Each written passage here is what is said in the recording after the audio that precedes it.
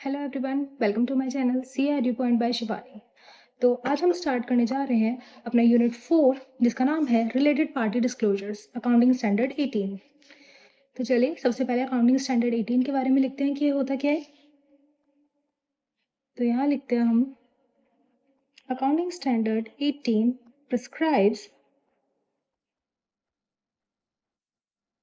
The requirements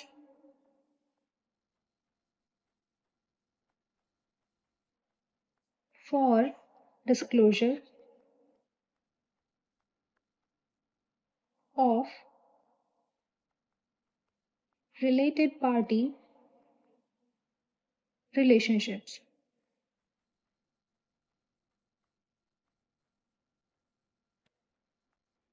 and transactions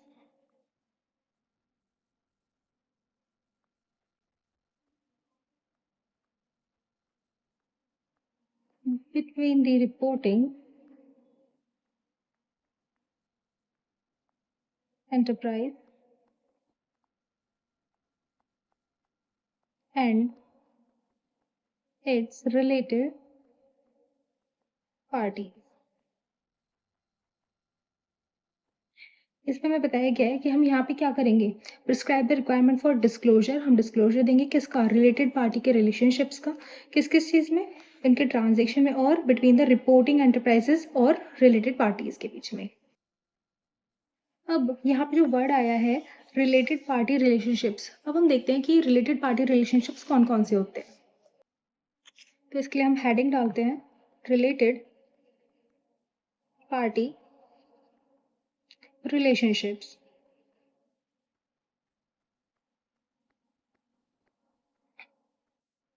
तो इसके बारे में हम पहले लिखेंगे और उसके बाद मैं एक्सप्लेन करूंगी एक एक पॉइंट।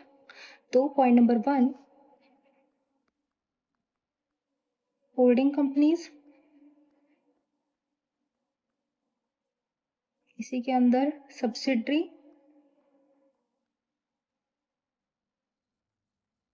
कंपनीज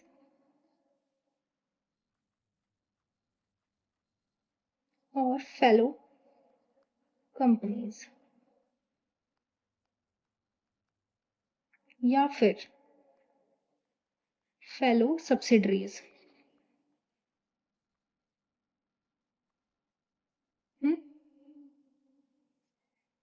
नेक्स्ट लिखते हैं हम अपना second point, associates and joint ventures.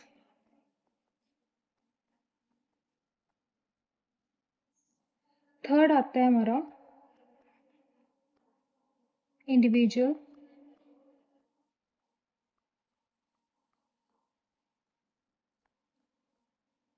owing directly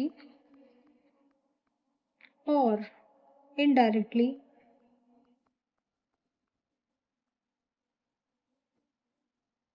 an interest in voting power।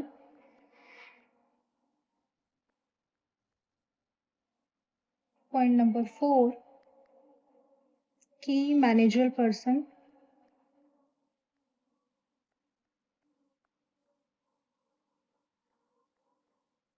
and relatives of such person। Next last point हमारा fifth point, enterprise over which any person. Point number third और point number 4 is able to exercise significant influence। यहाँ पे हम देखते हैं कि related party relationships क्या क्या होती है। तो इसमें हमारा पहला पॉइंट है होल्डिंग कंपनीज। तो सभी को पता होगा कि हमारी होल्डिंग कंपनीज कौन सी होती है, जो एक कंपनी दूसरी कंपनी में more than 50% of the holding carry करती है, उसे बोलते हैं होल्डिंग कंपनी। जैसे कि यहाँ पर एक कंपनी है और यहाँ है दूसरी कंपनी। ये कंपनी ए कंपनी बी कंपनी के 51% इसकी होल्डिंग्स को कैरी करती है, यानी कि इसके एसेट्स, इसके लाइबिलिटीज, उस पर किसका होल्ड है? ए कंपनी का। तो ए कौन सी हुई? Holding company. और बी क्या हो जाएगी इसकी? Subsidiary company. ये है हमारी होल्डिंग कंपनी, ये है हमारी सब्सिडरी कंपनी। अब फेलो कंपनीज और फेलो सब्सिडरीज कौन सी होती हैं, ये देखते हैं।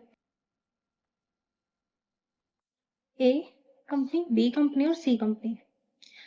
यहाँ पर ए ने क्या कर रखा है? बी की 60% होल्डिंग ले रखी है। तो ए कौन सी हो गई? हमारी होल्डिंग कंपनी, और बी हो गई हमारी सब्सिडरी कंपनी। और अब इस सब्सिडरी कंपनी ने क्या कर रखा है? इस थर्ड कंपनी के, कंपनी सी के मोर देन 50% यानी कि 52% होल्डिंग ले रखी है। यानी कि ये है हमारी होल्डिंग कंपनी ए किसकी? बी की। और बी क्या है? सब्सिडरी कंपनी ए की। और यहीं अगर हम सिर्फ इन दोनों का केस देखें तो यहाँ पे बी क्या हो गई? होल्डिंग कंपनी, और सी क्या हो गई? हमारी सब्सिडरी कंपनी। अब देखा जाए तो यहाँ पे हमारी ए जो है कंपनी दोनों को होल्ड कर रही है, इसको भी और इसको भी। ए की, बी की तो है ये डायरेक्ट होल्डिंग कंपनी, और वहीं ए और सी का जो रिलेशनशिप होगा, सी हो जाएगी इसकी फेलो सब्सिडरी।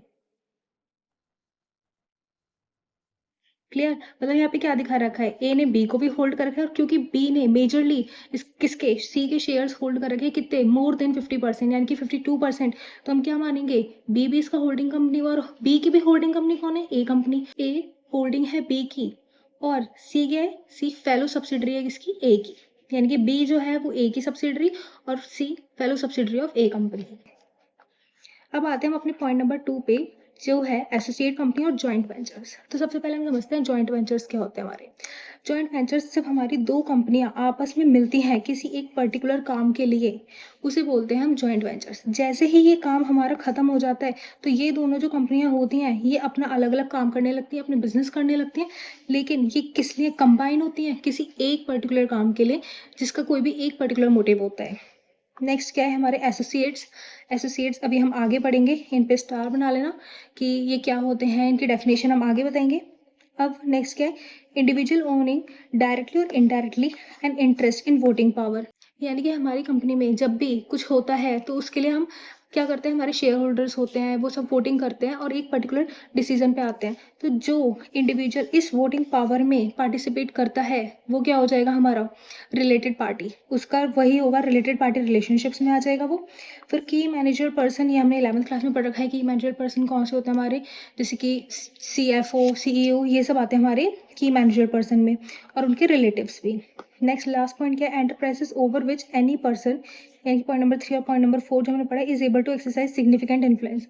यानी कि कोई भी इन दोनों में से, या तो ये इंडिविजुअल या ये की मैनेजर पर्सन या इनके रिलेटिव्स, अगर हमारे एंटरप्राइजेज में किसी भी टाइप का सिग्निफिकेंट इन्फ्लुएंस लेकर आ रहे हैं तो वो भी क्या हो जाएंगे? हमारे related party.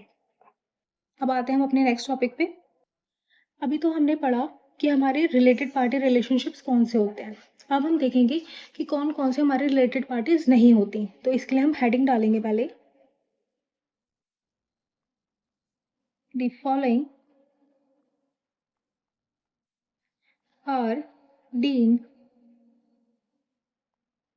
not to be related parties. Not to be related parties. तो इसके पॉइंट्स लिखेंगे हम पहले। Two companies having similar directors.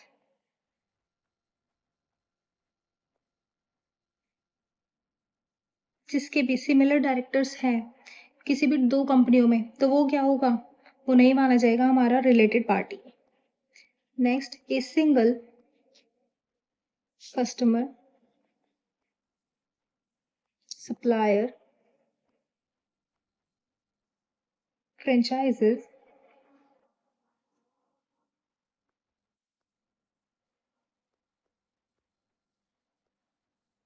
distributor, agent with whom huge volume of transactions takes place। यहाँ पे क्या दे रखा है हमें कि एक सिंगल कस्टमर हो, सप्लायर हो, या जो फ्रेंचाइजी डिस्ट्रीब्यूट करता है, फ्रेंचाइजी डिस्ट्रीब्यूटर हो, कोई एजेंट हो। एजेंट क्या करता है कि हमें कोई huge volume of transactions take place करा रहा है। यानी कि एजेंट का काम क्या होता है, किसी कंपनी में एक कंपनी को दूसरी कंपनी से लिंक कराना, या किसी कस्टमर को किसी कंपनी से लिंक कराना, किसी सप्लायर को लिंक कराना, और ज़्यादा से ज़्यादा ट्रांजेक्शन्स किसकी वजह से होती है, हमारे एजेंट की वजह से। तो उसे भी हम रिलेटेड पार्टी नहीं मानते। Point number C, the parties listed below in the course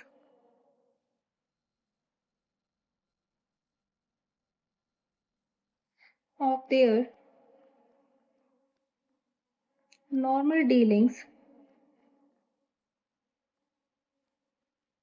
with an enterprise। जो हम नॉर्मल डीलिंग्स करते हैं वो भी हमारी एंटरप्राइजेस के साथ, वो भी क्या होगी, रिलेटेड पार्टीज नहीं मानी जाएंगी। और इसके अब लिखते हैं हम पॉइंट्स कि कौन कौन से पॉइंट्स हैं। यानी कि प्रोवाइडर्स ऑफ फाइनेंस, जैसे कि हमारे बैंक्स हो गए, हमें कौन कौन फाइनेंस प्रोवाइड करा सकता है, हमारे इन्वेस्टर्स हो गए, हमारे बैंक्स हो गए, ये सब। पॉइंट नंबर बी, या ऐसे ए और बी नहीं लिखते, ऐसे लिखते हैं point number 1। Point number 2, trade unions. Trade unions में कौन कौन आ जाएंगे, हमारे वर्कर्स आ जाएंगे, हमारे लेबर्स आ जाएंगे। और point number 3, public utilities. Public utilities में क्या आता है हमारा, वही बैंक, इंश्योरेंस कंपनी हो गई। पॉइंट नंबर 4, गवर्नमेंट डिपार्टमेंट्स और एजेंसीज। वही गवर्नमेंट डिपार्टमेंट्स में कौन से आ गए, हमारे गवर्नमेंट ऑफिस। बस, सिंपल। अब हम देखेंगे कि रिलेटेड पार्टीज जो होती हैं कि उसमें कंट्रोल कैसा होता है। तो हम यहाँ हेडिंग डालेंगे कंट्रोल, और इसके अंदर लिखेंगे पहला पॉइंट, ओनरशिप हो कैसी, डायरेक्टली और इनडायरेक्टली, ऑफ मोर देन कितने percent, 50% of voting power. Clear, इसमें तो कुछ बताने वाला था भी नहीं। नेक्स्ट पॉइंट डालेंगे control of composition of board of directors. कौन कंट्रोल कर रहा हो, board of directors. Next, substantial interest in voting power. अब देखते हैं हम कि सब्सटेंशियल इंटरेस्ट क्या होता है हमारा। इसमें लिखेंगे हम या तो डायरेक्टली या फिर इनडायरेक्टली। क्या होना चाहिए, कंट्रोल कितने पे, more than 20%। Substantial substantial interest क्या होता है हमारा, या तो डायरेक्टली हो या इनडायरेक्टली हो किसी भी एंटरप्राइजेस के अंदर। और क्या होना चाहिए कि कंट्रोल होना चाहिए कितना, मोर देन 20% किसी भी एंटरप्राइजेस में, उसे बोलते हैं सब्सटेंशियल इंटरेस्ट। तो पहला पॉइंट क्या था हमारा कि ओनरशिप होनी चाहिए, डायरेक्टली हो इनडायरेक्टली हो, कितनी परसेंट होनी चाहिए, more than 50% of voting power. Next क्या था, कंट्रोल होना चाहिए, कंट्रोल ऑफ कंपोजिशन किसका, बोर्ड ऑफ डायरेक्टर्स का। तीसरा पॉइंट था हमारा सब्सटेंशियल इंटरेस्ट होना चाहिए किस चीज़ में, वोटिंग पावर। और यहाँ हमने पढ़ा सब्सटेंशियल इंटरेस्ट कैसा होना चाहिए, डायरेक्टली हो या इनडायरेक्टली हो, क्या होना चाहिए उसमें भी, कंट्रोल होना चाहिए मोर देन 20%। ओके, तो अब हम करेंगे अपना नेक्स्ट टॉपिक जिसका नाम है एसोसिएट। अभी हमने पीछे पढ़ा था कि हमारे रिलेटेड पार्टीज कौन कौन सी होती हैं, तो उसमें मैंने पॉइंट छुड़वाया था कि एसोसिएट क्या होता है, मैंने उसको डिफाइन नहीं किया था। तो अब हम उसको यहाँ पे डिफाइन करेंगे कि एसोसिएट होता क्या है। तो हम हेडिंग डालेंगे एसोसिएट। अब पहले इसके बारे में लिखते हैं हम एक डेफिनेशन। एसोसिएट होता क्या है? An enterprise in which an investing reporting party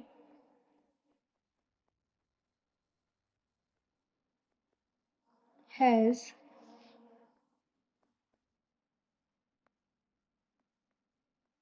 significant influence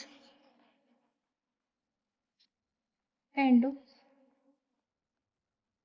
which is neither subsidiary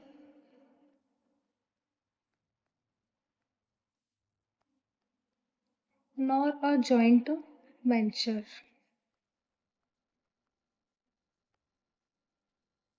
इसमें क्या दे रखा है? एक एंटरप्राइज हो इन विच, जिसमें इन्वेस्टिंग रिपोर्टिंग पार्टी क्या कर रही है? एक सिग्निफिकेंट इन्फ्लुएंस डाल रही है, जो कि क्या कर रही है? जो कि ना ही सब्सिडरी हो और ना ही वो जॉइंट वेंचर हो। तो हम यहाँ हाईलाइट करेंगे कि सिग्निफिकेंट इन्फ्लुएंस होता क्या है। तो सिग्निफिकेंट इन्फ्लुएंस के बारे में लिखते हैं कि सिग्निफिकेंट इन्फ्लुएंस क्या होता है हमारा।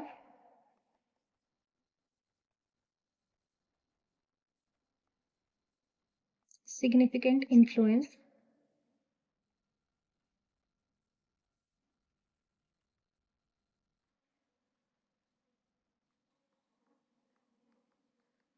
participation in the financial and operating policy decisions of an enterprise, but not control of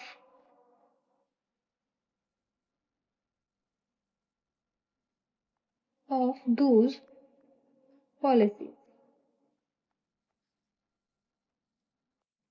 इसका एग्जाम्पल लिखते हैं।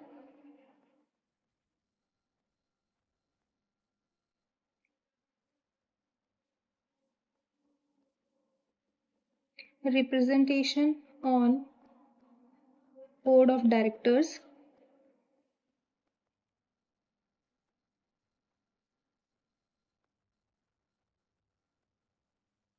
participation in policy making,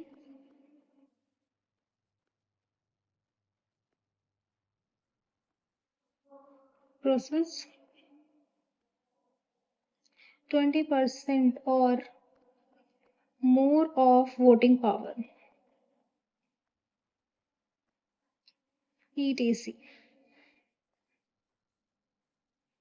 तो यहाँ पे हमने क्या देखा सिग्निफिकेंट इन्फ्लुएंस में, कि पार्टिसिपेट किस चीज़ में कर रहा है? फाइनेंशियल और ऑपरेटिंग पॉलिसीज डिसीजंस में। तो यहाँ पे क्या हो रहा है? रिप्रेजेंटेशन किसकी कर रहे हैं? On board of directors. यहाँ पे क्या हो रहा है? पार्टिसिपेट कर रहे हैं पॉलिसी मेकिंग प्रोसेस में। और यहाँ क्या हो रहा है? 20% और मोर इन वोटिंग पावर। तो हमारा सिग्निफिकेंट इन्फ्लुएंस किस चीज़ पे डाला हमने? या तो बोर्ड ऑफ डायरेक्टर्स के रिप्रेजेंटेशन में, या पार्टिसिपेट करा हमने पॉलिसी मेकिंग प्रोसेस में, या फिर 20% से मोर हमारी किस चीज़ में है? वोटिंग पावर में। ये होता है हमारा सिग्निफिकेंट इन्फ्लुएंस। नेक्स्ट हमने डेफिनेशन में एक वर्ड और जोड़ा था जिसका नाम था की managerial person.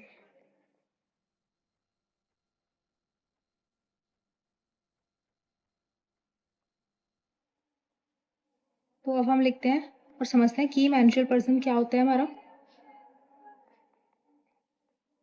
Those persons who have the authority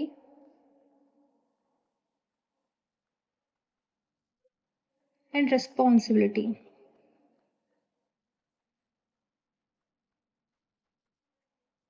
for planning,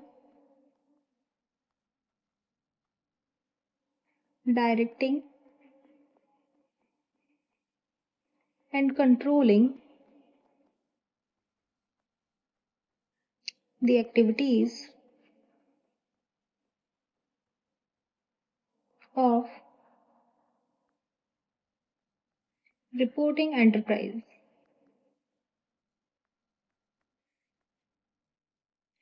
यानी कि हमारे की मैनेजर पर्सन कौन कौन से हो गए? Those persons who have the authority and responsibility, जिनके पास अथॉरिटी भी होगी और रिस्पॉन्सिबिलिटी होगी किस चीज़ के लिए? प्लानिंग करने के लिए, डायरेक्टिंग करने के लिए और इस चीज़ को कंट्रोलिंग करने के लिए। हमने अपने फंक्शंस ऑफ मैनेजमेंट पढ़े थे 11th क्लास में, क्या किया था? Planning, organising, staffing, directing and controlling. ये सारे हमारे कौन करता है? की मैनेजर पर्सन। और यहाँ पे क्या दे रखा है? प्लानिंग, डायरेक्टिंग और कंट्रोलिंग कौन कर रहा है हमारा?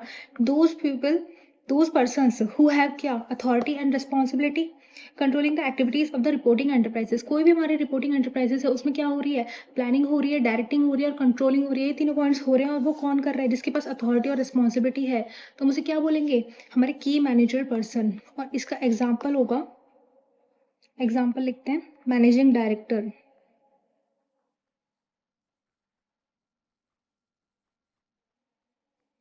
जैसे क्या बोलते हैं हम? एमडी।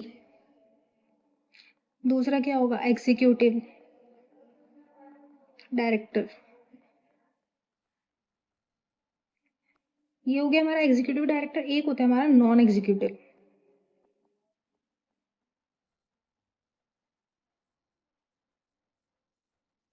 लेकिन नॉन एग्जीक्यूटिव वाले को हम की मैनेजर पर्सन नहीं मानते, क्योंकि उसके पास कोई भी अथॉरिटी और रिस्पॉन्सिबिलिटी नहीं होती और ना ही वो डिसीजन मेकिंग में काम करता है। तो हमारे यहाँ पे की मैनेजर पर्सन कौन कौन से हुए? मैनेजिंग डायरेक्टर, एग्जीक्यूटिव डायरेक्टर और भी बहुत सारे होते हैं जिनके पास अथॉरिटी और रिस्पॉन्सिबिलिटी होगी। नेक्स्ट टॉपिक है हमारा रिलेटिव। हमने स्टार्टिंग में पढ़ा था कि कई मैनेजर पर्सन और उसके रिलेटिव्स। तो अब हमें देखना है कि रिलेटिव्स यहाँ पे कौन कौन से होते हैं जिनको हम रिलेटेड पार्टी मानते हैं। तो यहाँ पे टोटल 7 पॉइंट्स होते हैं, यानी कि 7 मेंबर्स और 7 रिलेटिव्स होते हैं जिनको हम रिलेटिव की डेफिनेशन में मानते हैं।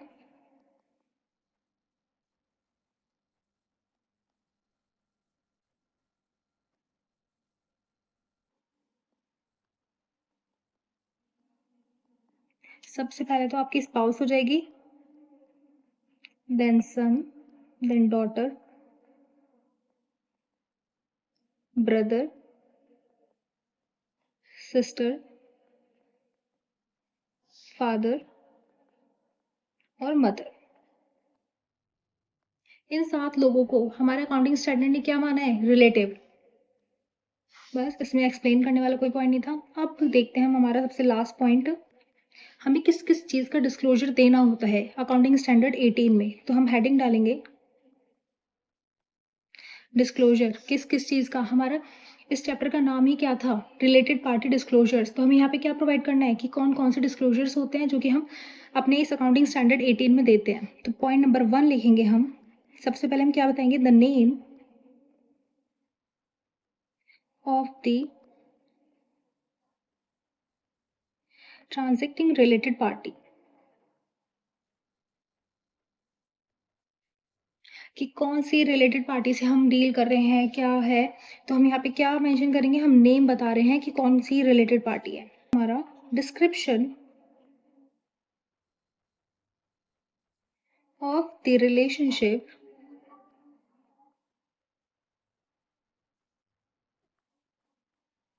Between the parties. यहाँ पे हम क्या डिस्क्लोज करने वाले हैं कि क्या रिलेशनशिप है दो पार्टीज के बीच में, कि हमारी एंटरप्राइज ने किस रिलेटेड पार्टी से डील किया है, किस टाइप की चीज़ें हैं। नेक्स्ट क्या होगा हमारा? Description of nature of transactions. Okay, तो यहाँ पे क्या बताएंगे हम? नेचर ऑफ ट्रांजेक्शन, कि किस टाइप का नेचर है हमारे ट्रांजेक्शन का, कि कैसे कैसे क्या क्या चीज़ें डील हो रही हैं, किस नेचर में हो रही हैं। Then volume of transactions,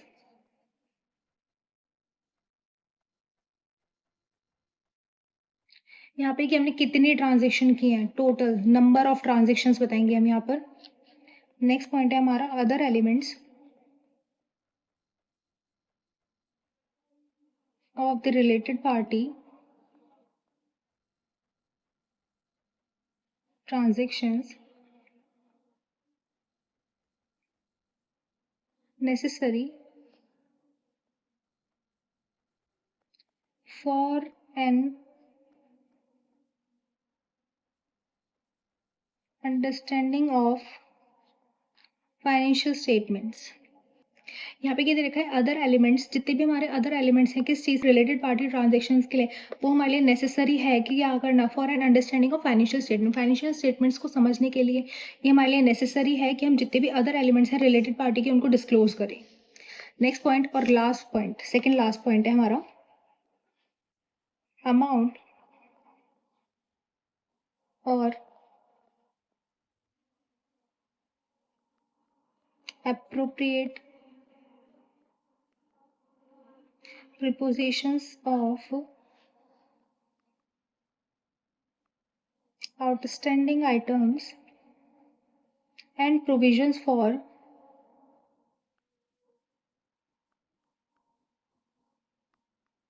doubtful debts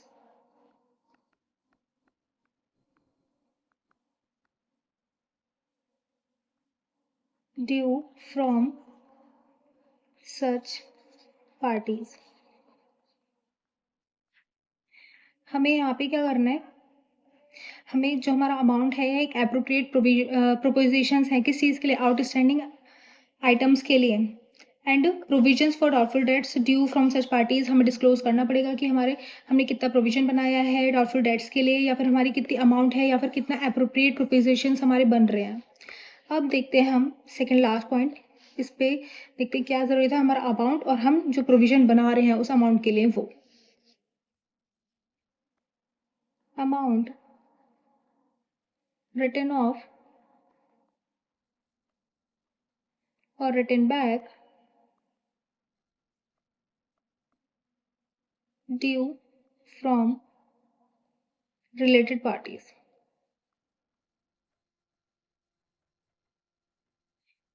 क्या करा है हमने, या तो कोई आइटम हमने राइट ऑफ किया है या फिर उसे वापस से अपनी बुक्स में लिखा है किस चीज़ के लिए, कि हमारा ड्यू था किससे, फ्रॉम रिलेटेड पार्टीज़ के लिए, उसको भी हमें क्या करना पड़ेगा, हम यहाँ पे उसे डिस्क्लोज कर देंगे। तो बस यही हमारा एक छोटा सा चैप्टर था, ये इसमें न्यूमेरिकल्स आते नहीं है, इसमें जो आता है वो आता है सिर्फ थियोरेटिकल पोर्शन। देख देते हैं हमारा ये किस चीज़ के लिए होता है, थ्योरी के लिए, थ्योरी पर्पस। बस, तो फिर ये चैप्टर हमारा यहीं ख़त्म होता है। तो अगर किसी भी स्टूडेंट को किसी भी टाइप की कोई भी प्रॉब्लम हो तो प्लीज़ कमेंट सेक्शन में ज़रूर बताएं। Thank you.